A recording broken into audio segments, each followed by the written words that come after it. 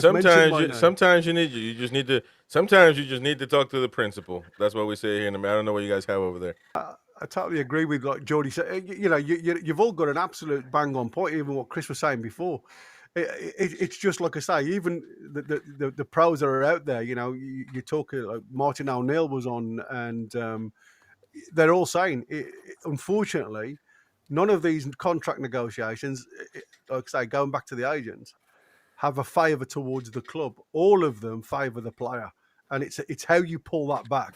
And, well, we were talking in the green room, and what I said was, listen, if the player wants a release clause in the contract, fine, you can have your release clause, but the club want a get-out clause as well, where if we are paying you £300 a week, 300 grand a week, and you're not performing, we can turn around and say, look, we're not paying you 300 grand a week anymore. We're going to pay you 100 grand a week.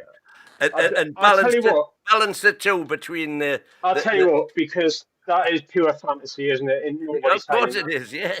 But the release clause you want is, this is the solution for Izak. This is the ideal solution if he sits with Ryan. He says, right, okay, this is what we can afford to give you. We are not selling you to Liverpool. You can sit on this contract for 3 years. We aren't answering the phone to Liverpool. We'll give you this much a week increase on a new contract, and we'll give you a release clause. The release clause is 200 million quid for Liverpool. It's 100 million quid for any team outside the Premier League or whatever. You have a lower release clause to leave for a Barcelona or a Real Madrid. And I'm just saying 100 million there, but whatever. Yeah, whatever. Their market value would be 120. That gets the cards back into our hands. And then you have a gentleman's agreement. You see, if this time next summer, if Real Madrid come in, you go with our blessing. But we cannot allow you to go to Liverpool. And I think that's the ideal solution. That's utopia. How far has the horse bolted? You know, because to me, they should have said that like before they went to Austria or whatever. Well, to me, they should have. My feelings were that if we've known for a year, and it's all about the timing, if we've known for a year that he wanted to go, we should have.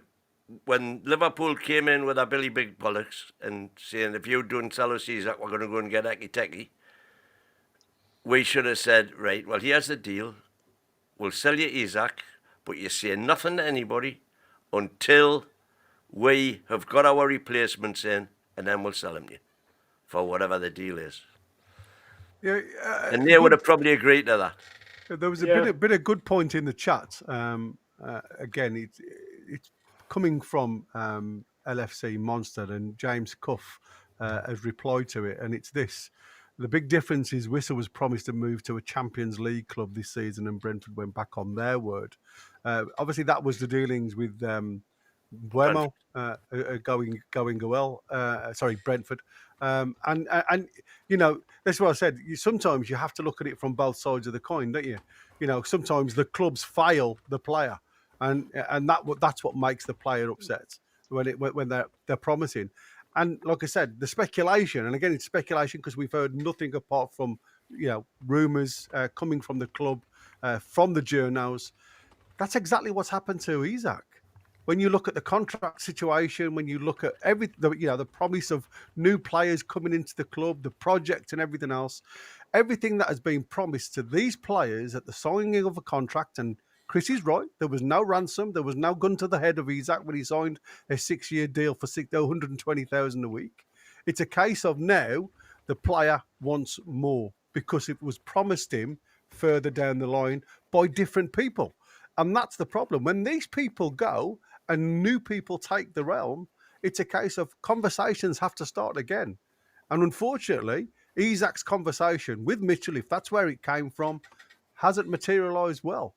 So somebody, again, has to be middleman. And again, that's what I said. If it's Yasser, let's play the hard man. It is in Newcastle's hands at the minute to get the deal done, whether Izak stays or whether Izak goes. But it has to be on Newcastle's terms and conditions. All right, we gotta call it off then. But appreciate everybody for joining the channel. Appreciate everybody for joining the channel. Don't forget, hit the like button, subscribe to the channel. We'll be back again tomorrow. So 26 more leagues. Get rid of 200, Howe. All right. There's one. So there's two straight away. Thank you very much. We'll see y'all later, Jamie. Wayne and Gary. We'll see y'all on the next one. Take care all. See you. Don't forget to smash the like button. It helps us a lot to keep growing. Subscribe to the channel. Hit the bell for notifications. Activate all notifications. That way you get notified every time we go live. And don't forget, you can become a member. Get exclusive content. Access to all of our live shows on demand at the time that you want. And also, of course, giveaways every month. Sometimes multiple giveaways a month. So stay tuned for that. Check it out. Help support the channel. It's a small fee. And of course, you help us and grow. If you hate the Mackhams, smash that like button. To save the bleeding races. When we got the wheel put on, away we went again. But them that had their noses broke, they came back our him.